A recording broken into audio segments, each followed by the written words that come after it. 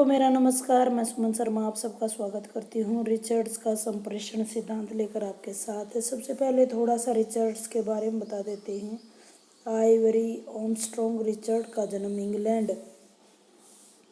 England के Cheshire में 1893 और जो मृत्यु है उनकी वो हार्वर्ड में हुई है और 1979। इनकी शिक्षा की बात करें तो इनकी शिक्षा कैम्ब्रिज में हुई है। कैम्ब्रिज विश्वविद्यालय से इन्होंने आचार विज्ञान यानी मोरल साइंस में स्नातक की है और कैम्ब्रिज एवं पीकिंग चीन के विश्वविद्यालय में ये पदस्थ थे। तदोपरांत ये 1939 में अमेरिका में बस गए और हार्वर्ड विश्वविद्यालय में अंग्रेजी के प्रोफेसर रहे। अंग्रेजी साहित्य में सर्वप्रथम व्यापक और व्यवस्थित सौंदर्य शास्त्र का निर्माण का श्रेय रिचर्ड्स को जाता है। व्यापक व्यवस्थित सौंदर्य शास्त्र। रिचर्ड्स को कैम्ब्रिज स्कूल ऑफ इंग्लिश की आलोचना सिद्धांत पर भाषण देने का अवसर मिला था, जो उनके लिए वरदान साबित हुआ। उनकी सभी कृतियाँ कैम्ब्रिज स्कूल ऑफ इंग्लिश के अनुभवों पर आधारित हैं। कुछ उनकी मुख्य रचनाएं हैं, जैसे द फाउंडेशन ऑफ इथेटिक्स 1922 में आई, the meaning of meaning, the principle of literary criticism 1924 में आई, साइंस एंड पोएट्री 1926 में और प्रैक्टिकल क्रिटिसिज्म 1929 में, द फिलोसफी ऑफ रेटोरिक 1936 में। रिचर्ड्स आलोचक के रूप में the principle of literary criticism 1924 एवं प्रैक्टिकल क्रिटिसिज्म 1929 ने रिचर्ड्स को शोहरत दिलाई और पाश्चात्य आलोचना जगत में एक महत्वपूर्ण स्थान दिलाया। क्रोचे के बाद यूरोपियन समीक्षकों में रिचर्ड्स ऐसे मशहूर शख्सियत रही हैं जिनके प्रति रामचंद्र शुक्ल ने प्रशंसा और आदर सम्मान का भाव प्रकट किया है। द मीनिंग ऑफ मीनिंग, अर्थ का अर्थ, रिचर्ड की एक ऐसी कृति है जिसमें उन्होंने संयुक्त लेखन का परिणाम वो ओडन के साथ संयुक्त लेखन उन्होंने किया है। रिचर्ड्स की आलोचना में मनोवैज्ञानिक दृष्टि की प्रधानता रही है और आलोचना को मनोविज्ञान की एक शाखा कह सकते हैं। मनोविज्ञान के साथ साथ अर्थविज्ञान रिचर्ड्स की आलोचना की मुख्य पद्धति रही है। मनोविज्ञान, सौंदर्य शास्त्र इत्यादि उनके सिद्धांतों का निरूपण रहा है। मूल्य, संप्रेषण, अनुभूति, इन तीन सिद्धांतों का इन्होंने वर्णन किया है और इनमें से आज जो हम करेंगे वो मूल्य सिद्धांत है। जैसे अभी मैंने आपको बताया कि रिचर्ड्स के 3 सिद्धांत है, मूल्य, संप्रेषण और काव्य सिद्धांत। यहाँ हम बात कर रहे हैं क्योंकि जो हमारा सिलेबस है उसमें संप्रेषण सिद्धांत है। इसमें महत्वपूर्ण संप्रेषण या प्रेषणीयता का सिद्धांत प्रतिष्ठित है। रिचर्ड्स मूल्य का लेखा और संप्रेषण का लेखा। इस प्रकार रिचर्ड्स के अनुसार संप्रेषण सिद्धांत उनकी आलोचना पद्धति का दूसरा स्तंभ है, जिसे प्रभाव मूल्य सिद्धांत भी कहा जाता है। प्रेषणीयता अर्थात संप्रेषण सिद्धांत के द्वारा रिचर्ड्स ने यह प्रतिपादित किया है कि कविता जितनी संप्रेषणीय होगी वह कविता उतनी ही अधिक प्रभावशाली रहेगी। रिचर्ड्स ने पूर्व संप्रेषण कोई सिद्धांत के रूप में सामने नहीं आया। रिचर्ड्स ने अपनी मान्यता स्थापित कर संप्रेषण सिद्धांत का प्रवर्तन किया है और पाश्चात्य आलोचना के क्षेत्र में उनकी एक मौलिक तथा महत्वपूर्ण देन है। रिचर्ड्स तथा उनका संप्रेषण सिद्धांत कवि के भावों, विचारों और अनुभूतियों, उनके अनुभव संपन्न व्यक्तित्व के आधार पर ही भाव उत्तेजक भाषा के माध्यम से संप्रेषणीयता ही संप्रेषण सिद्धांत का आधार तत्व है। संप्रेषण का मतलब होता है कम्युनिकेशन, एक विचार किसी एक से किसी दूसरे के पास पहुंचना, यानी लेखक से पाठक वर्ग तक पहुंच जाना। रिचर्ड्स कहते हैं कि कलाएं ही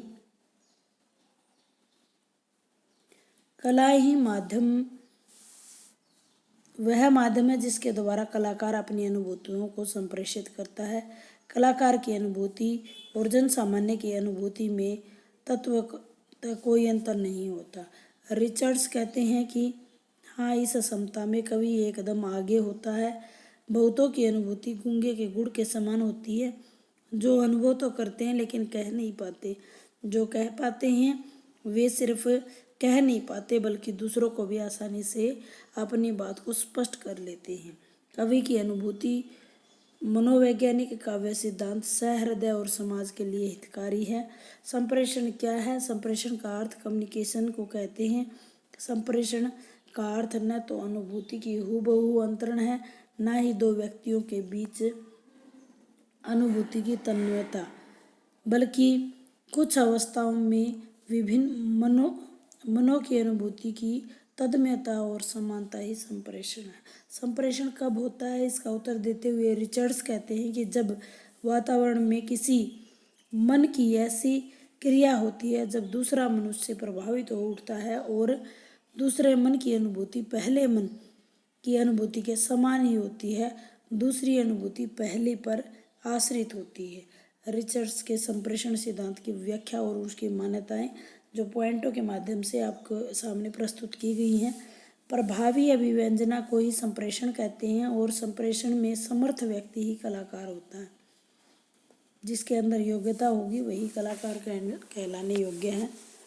संप्रेषण के लिए अति आवश्यक है कि एक मन की अनुभूति से दूसरा मन प्रभावित हो और उसमें भी वैसी ही अनुभूति उत्पन्न होने की भूमिका बन जाए। दोनों की अनुभूतियों में समानता होना, दूसरी अनुभूति पहली अनुभूति से प्रेरित या प्रभावित हो। समानता जितनी अधिक होगी संप्रेषण उतना ही सुगम और सरल होगा। समानता की मात्रा का निर्धारण अनेक कारणों से हो सकता है, जैसे संप्रेषक यानी कलाकार की अभिव्यंजना का मतलब अभिव्यक्ति करने की क्षमता, भावक यानी ग्राह्यता या प्राप्तकर्ता की योग्यता, सहृदयता, सुरुचि, अवधान और प्रतिपुष्टि। ये 6 मुख्य बिंदु हैं और इसी से ये सर्कल चलता है। सफल संप्रेषण कैसे चलता है? सबसे पहली उसकी आवश्यकता होती है, जैसा कि आप डायग्राम के माध्यम से देख रहे हैं। संप्रेषण होता है पहले संप्रेषक, फिर वो अपने अनुभव को, अपने संदेश को, अपने काव्य को पहुंचाने में लग जाता है प्राप्तकर्ता। तो ये प्राप्तकर्ता आखिरी स्टेज है। इसकी प्रतिपुष्टि, सुरुचि और सहृदयता, प्राप्तकर्ता की सुरुचि है या नहीं, उसमें व्यवधान भी, बाधा भी आ सकती है, माध्यम भी हो सकता है, किसी माध्यम से बीच में कोई न कोई रुकावट भी आ सकती है। प्राप्तकर्ता से प्रतिपुष्टि जब मिल जाती है, प्राप्तकर्ता यहाँ भी लिख सकते हो आप, जब प्राप्तकर्ता से प्रतिपुष्टि मिल जाती है क्या जो संदेश संप्रेषक भेजना चाहता था वो प्राप्तकर्ता को मिल चुका है, तो एक अच्छा संप्रेषण हम उसी को कहेंगे। संप्रेषण में आधारभूत तथ्य होते हैं संप्रेषणकर्ता की योग्यता, श्रोता या प्राप्तकर्ता के ग्राही के पास भी वैसी ही योग्यता, विषय की जानकारी, अनुभूतियों की समानता। संप्रेषण अचेतन प्रक्रिया है। कलाकार कवि तल्लीनता पूर्वक कला की रचना करता है और उसमें संप्रेषणता स्वतः आ जाती है। कवि और कलाकार के क्या गुण होने चाहिए? रिचर्ड्स के अनुसार कि व्यापक अनुभव होना चाहिए, भावबोध में स्पष्टता हो, जागरूक निरीक्षण करने की क्षमता हो, विषय का ज्ञान हो, व्यक्ति और समाज की दृष्टि से हितकारी उद्देश्य हो, काव्य कला संबंधी सभी तत्वों का ज्ञान हो, शैली का ज्ञान हो, प्रभावशाली प्रबंधन शैली हो, शब्द योजना बहुत अच्छी होनी चाहिए, अलंकार, रस जैसे उसकी परिस्थिति है, उसके विषय के अनुसार है वैसा ही प्रबंधन होना चाहिए। भावोत्तेजक भाषा में भी प्रवीणता या दक्षता होनी चाहिए। भावोत्तेजक भाषा का मतलब है सबसे पहले वाचार्थ यानी कहने का मतलब मुख्य अर्थ, फिर भावार्थ, ताल, छंद, वचन भंगिमा और उद्देश्य। इन सभी में कवि को दक्ष होना चाहिए। अब संप्रेषण में बाधाएं क्या क्या आती हैं उसके बारे में। दो प्रमुख बाधाएं हैं, अन्य गुण तत्व भी हो सकते हैं। तो ये बाधाएं कौन कौन सी हैं देखो। बाधा तत्व है मुख्य, इसमें असंगत स्मृति और अति भावुकता। असंगत स्मृति के फिर दो पार्ट हैं, कौन कौन से। अंतर्वर्गीय उत्थान पतन से प्रभावित होना, स्मृति सहजा जागृत होना। स्मृति का मतलब होता है याद। असंगत अंतर्वर्गीय अपने ही मन की परतों में चीज़ें चलती रहना। स्मृति सहजा जागृत होना, स्मृति उसी समय में वैसी ही परिस्थिति देखकर आपको पुरानी चीज़ें याद आ जाना। अति भावुकता, दुर्बोध्य और बोझिल इसके दो मुख्य पात्र हैं। गौण तत्व जो हो सकते हैं जैसे सामान्य अर्थ के बोध में कठिनाई, चक्षु बिंब विधान, घिसी पिटी अनुक्रियाएं, पूर्वाधिक पूर्व कल्पना, पहले से ही कल्पना बना के रखे हों, सामान्य आलोचनात्मक पूर्वाग्रह, ये बाधक हैं, गौण तत्व बाधक हैं इसमें। फिर है इसकी आलोचना कैसे हुई है। रिचर्ड्स के संप्रेषण सिद्धांत में उनकी मान्यताओं की घोर आलोचना भी हुई है। उन्होंने कहा संप्रेषण अचेतन प्रक्रिया है। यह कथन देवेंद्र शर्मा ने कहा, यह कथन न तो कवि परंपरा द्वारा समर्थित है और न ही रचना प्रक्रिया की संकुलता को देखते हुए संगत का। काव्य में विषय वस्तु के चयन से लेकर परिसमाप्ति तक चेतना सक्रिय रहती है। रिचर्ड्स की रचना प्रक्रिया को लेकर परिसमाप्ति तक चेतना सक्रिय रहती है, तो ये उसको नकार देते हैं। डॉक्टर रामचंद्र तिवारी जी कहते हैं कि रिचर्ड्स की मान्यता स्वीकार्य नहीं है। रचना में निहित संदेश सुविचारित होता है। रिचर्ड्स ने अपनी मान्यताओं में मनोविज्ञान सम्मत बनाने के क्रम में बहुत सी ऐसी स्थापनाएं की हैं जिससे सहमत नहीं हुआ जा सकता। निष्कर्ष के तौर पर कहा जा सकता है कि रिचर्ड्स के संप्रेषण सिद्धांत की अपनी सीमाएं हैं, उसके बावजूद भी इस सिद्धांत का महत्व है, जिसका विशिष्ट निर्विवाद है। संप्रेषण सिद्धांत भारतीय काव्यशास्त्र के बहुचर्चित साधारणीकरण सिद्धांत के जैसा ही है। डॉक्टर गणपति चंद्र गुप्त हमारे अतीतकालीन अनुभवों के मूल्यांकन संबंधी महत्वपूर्ण निष्कर्ष है। रिचर्ड्स ने अपने सिद्धांतों द्वारा प्रतिपादित किया है कि मूल्य और संप्रेषणीयता की भीति पर ही आलोचना के भवन का निर्माण किया जा सकता है। उसकी सबसे बड़ी देन यह है कि आलोचना के मनोवैज्ञानिक दृष्टिकोण को उन्होंने अपनाया है। वह आलोचना महत्वपूर्ण है जो मूल्य निर्धारक न्यायाधीश के समान काव्य के मनोवैज्ञानिक प्रभाव का मूल्य निर्धारित करती है। उम्मीद करती हूँ छोटे से वीडियो के माध्यम से आपको जानकारी अच्छी मिली होगी। यहाँ हमने बात की है उनके संप्रेषण सिद्धांत की। बहुत एक बार मैं रिपीटेशन कर देती हूँ। दो चीज़ें मेन हैं, मूल्य का रेखा यानी अकाउंट ऑफ वैल्यू और संप्रेषण का रेखा। संप्रेषण का अर्थ है पाठक के मन के समान अवस्था की उत्पत्ति करना। रिचर्ड्स के अनुसार प्रभावी अभिव्यंजनाई संप्रेषण है। संप्रेषण में समर्थ व्यक्ति कलाकार है। रिचर्ड्स की दृष्टि में संप्रेषण अचेतन प्रक्रिया है। कलाकार की अनुभूति और कलाकृति में जितना संवाद यानी मेल होगा, उसी अनुपात में संप्रेषण क्षमता भी होगी।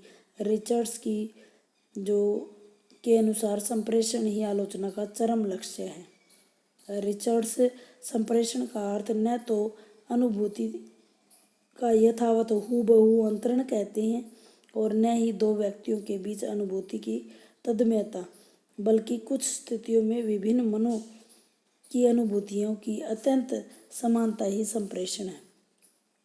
रिचर्ड्स के अनुसार संप्रेषण जब होता है जब वातावरण पर किसी किसी मन की ऐसी क्रिया हो जो दूसरे मन को प्रभावित करे और दूसरे मन की अनुभूति पहले मन के समान हो, साथ ही अनुभूति में अंशतः प्रेरित भी हो। यह समानता जितनी अधिक होगी, संप्रेषण उतना ही सुगम और सफल होगा। संप्रेषण का मत है कि कलाकार में संप्रेषण स्वतः क्रियाशील होता है। वह कलाकार को संप्रेषक यानी कम्युनिकेटर कहता है। रिचर्ड्स के काव्य अनुभवों की ग्राह्यता नाम से एक शीर्षक में उन्होंने काव्य के तत्वों का उल्लेख किया है। वो मैं बता ही चुकी हूँ कि संप्रेषण यानी कलाकार, भावक यानी प्राप्तकर्ता, सहृदयता, सुरुचि, अवधान और कला के घटकों की बात कर चुके हैं। रिचर्ड्स का जो सिद्धांत है वो भारतीय काव्य शास्त्र के साधारणीकरण सिद्धांत का ही एक रूप है। आलोचना देख ली हमने, इसका विश्लेषण देख लिया। उम्मीद करती हूँ जानकारी आप सबके लिए लाभप्रद रहेगी। धन्यवाद।